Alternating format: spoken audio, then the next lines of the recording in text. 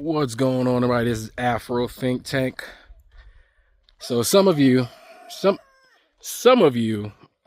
that you like it when I kind of like walk around and show the scenery. So I woke up and I figured let me do this before the sun comes out. Cause listen, this is January, hot. All right, it's January is hot. So what I'm gonna do, unedited, straight. I remember I'm in the village now. Yes, they have advanced cities and all that stuff you used to, but I prefer to be in the countryside, good, bad, and ugly. I'm going to show you what it looks like in my community. Okay, so that's what we're gonna do. I'm not gonna probably do too much talking because I still want to enjoy my walk. You understand? But I'm just gonna bring you along with me just for a short little walk. I don't plan on walking too long because that sun is most definitely coming out. All right, so if you like these kind of videos, enjoy. All right.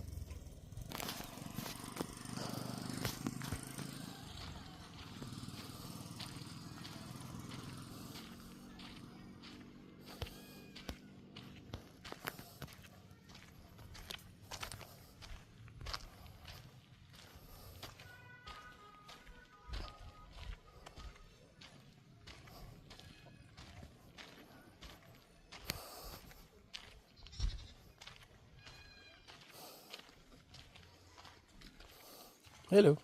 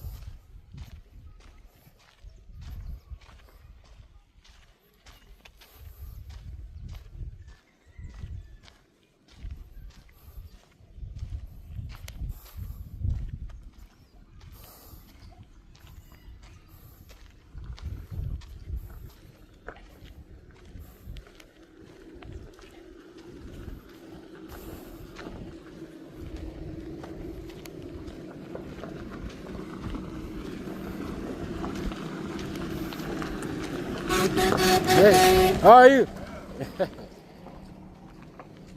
Hello. Morning.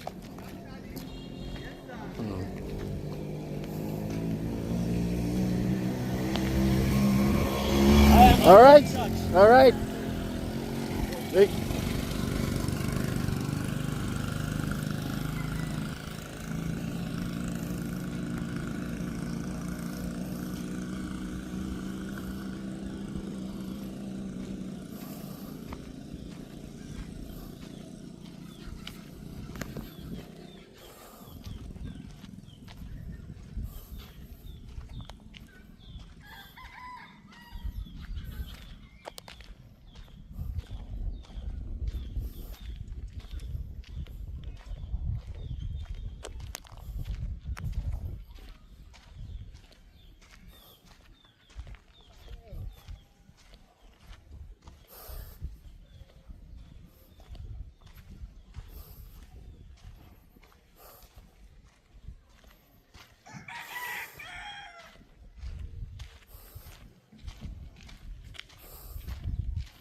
Boy.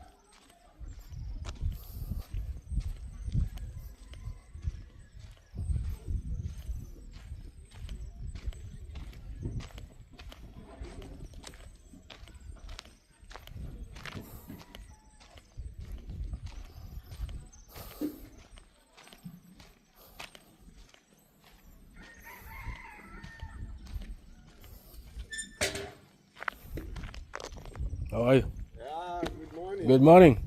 Yeah, good morning.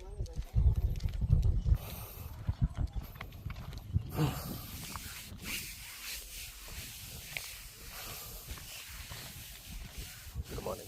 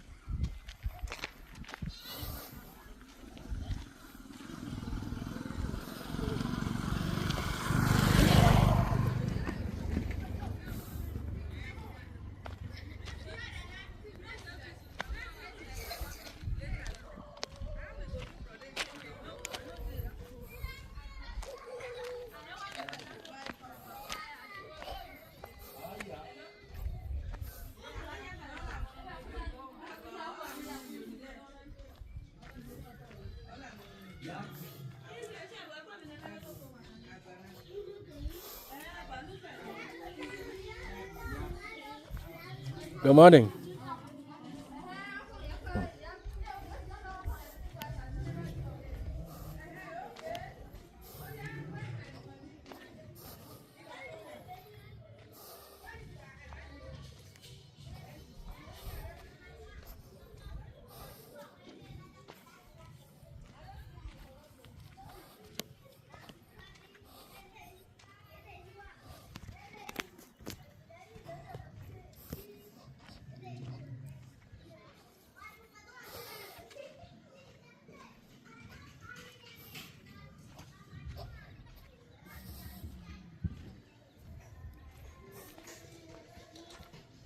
Good morning.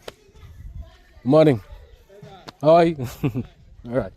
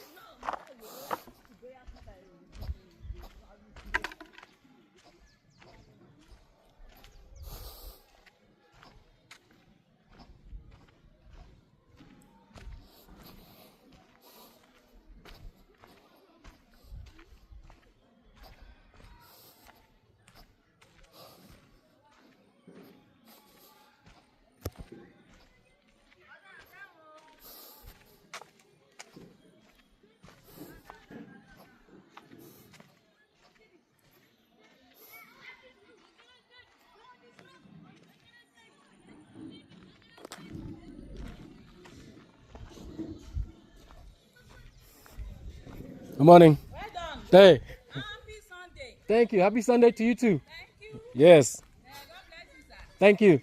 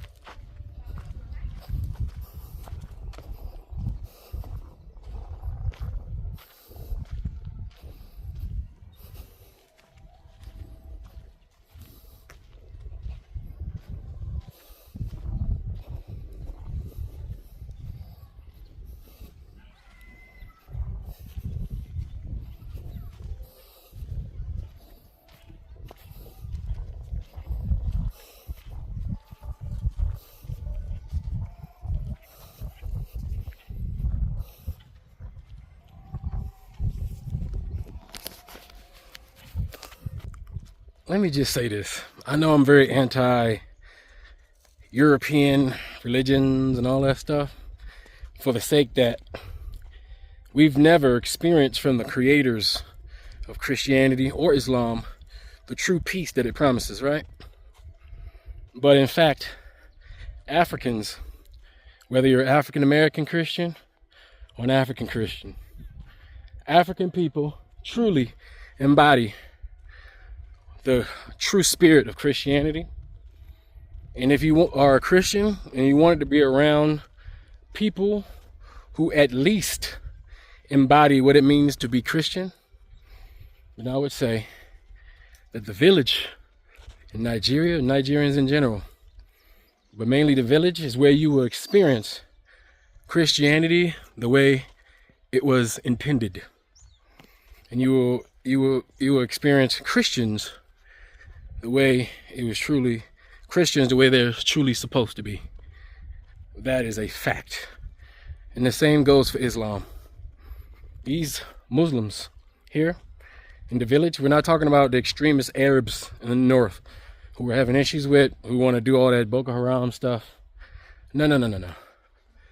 These Nigerians who are Muslim embody the peace that Islam is supposed to practice, that the peace that they tout all the time. So if you are a Muslim, African American Muslim, and you wanted to come to a place where you can practice the peace that Islam promises, Nigeria is in fact the place. And I'm sure that this goes for many places. Like I said, of course, you have your bad apples, right? You have your people that's being manipulated by outside systems. But overall, the embodiment of peace and soulfulness that these Africans display, as today is Sunday, there's no quarrels between the Muslims and the Christians. Muslims and Christians here live very peacefully together. You can be a Muslim man or a Muslim woman. You marry a Christian man or a woman, and there is no controversy. There's no problem, because all in all, these people recognize that what comes first is the fact that they're all family. And that is in fact the truth. They display black first. They truly do display African first, Nigerian first.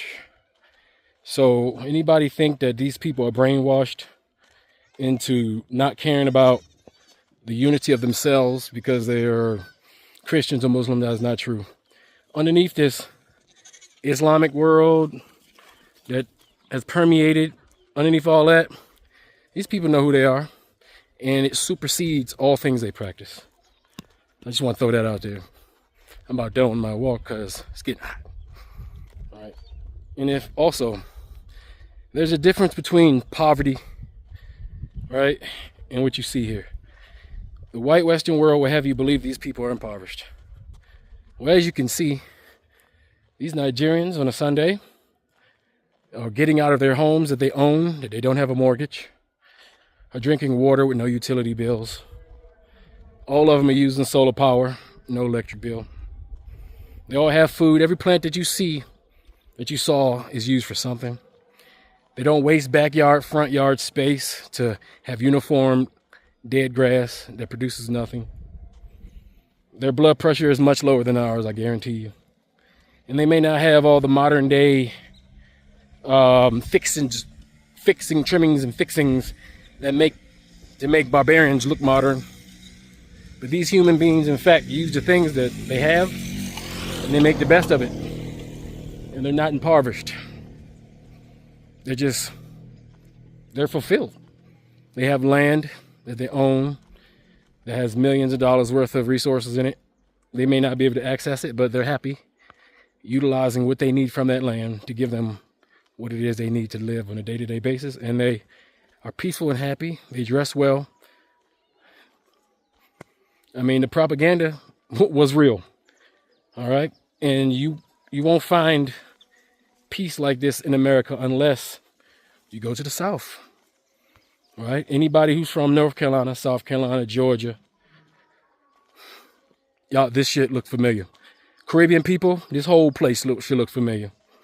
If you're Caribbean, if you're like from like Trinidad, you know, because Trinidad is modern, has modernized so much that some people are missing this. They remember the back in the days when things were like this. If you want that again, Africa's your place. You know, stress free. What do you really need? You know, if you're a homesteader, this is the place where you can do whatever you want. Bitch, get your land and you can live free. These people live free. We don't live free in America. As soon as we're born, we owe the government. As soon as we're born, we owe some corporation some money for some reason that we don't even know. Hey, money. We're here. People live free. Now, am I saying there's no problems? Of course. There's problems. Nigeria needs more hospitals. They need more emergency services. They need a lot of things. And they would have had those things if those Christians, right? If those Christians who came here to disrupt African development, if they would have never came with that Bible, and that's to be honest, if they never came with that Bible, then this place would have been much more developed to the Africans' tastes. But the past is a past. What happened has happened. And even though they were given that Bible, Nigerians and Africans overall have displayed the best part of Christianity. And they've taken that Christianity and they've done the best they could with it to interpret their version of peace and tranquility on earth, despite all the things that they have going against them that they do not understand, because these people, back before social media, back before all that, didn't understand the mechanisms of the outside world and how that would affect us. But they're learning now. They're becoming more educated about the situation, and they will use that knowledge to improve themselves as they are doing now. I just want to say that.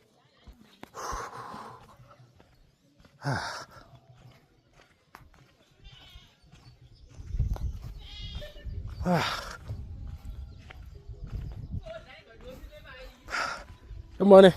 Good morning. Good morning. Yeah. Yeah. Now let me educate you guys on Oibo, because it seems like some people who want to use semantics to create false hate. Oibo has several meanings. Oibo means foreigner. If a Nigerian goes to America or Canada and lives for any amount of time and comes back to his own village, they will call him Oibo.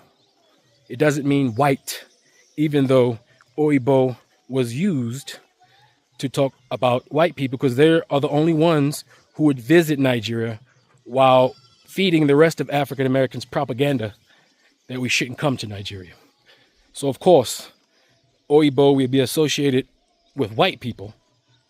It only makes sense. But now that black people are starting to come, the term for foreigner still remains Oibo, right? But when they say Oibo, it's all in love and appreciation. There's no hate. There's no xenophobia. There's no negative malice. Oibo is them acknowledging that you have come from a foreign land and you are here now. That's what Oibo is. So don't let any self-hating, unknowledgeable black person or white person convince black people that Oibo means anything bad. Same with Akata, which is not a term used here in Nigeria. You won't hear it. It may have been an old term, you know, maybe back in the 70s or something like that, before Oibo came along. But even the word Akata is not a derogatory term. You heard the word Akata in a movie, an American-made movie with African-American actors who used it in the sense of a movie. And it took some modern-day coons who wanted to promote separation to use semantics to try to make it seem like it's a derogatory term. Having a lot of African Americans all of a sudden getting upset at a term, Akata, that they have absolutely never heard anybody ever call them.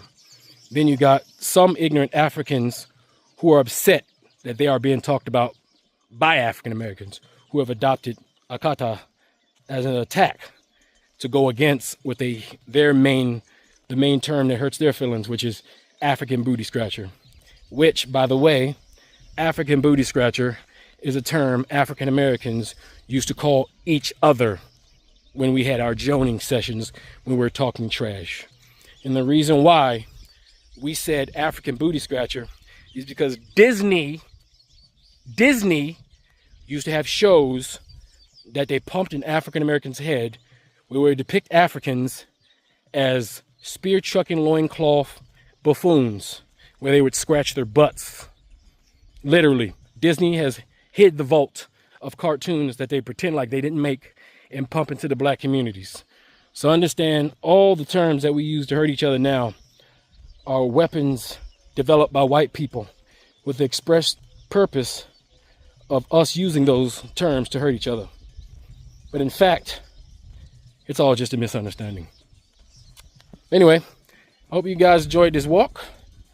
And my little talk, didn't talk too much, but when I did talk, I said something that means something. Tell what you guys think in the comment section. It's Afro Think Tank. Learn some tea. Tell me. I'm out.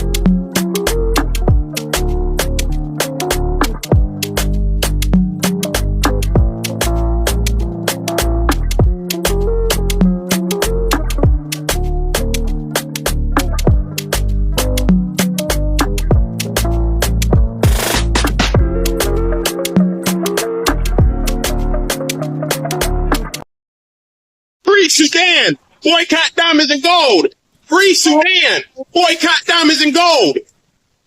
We most definitely cannot forget about the people of Sudan! Thanks for watching Afro Think Tank. Don't forget to like, share, and subscribe. And follow me on Substack and Patreon for more content. Remember, it's Pan-Africanism or nothing.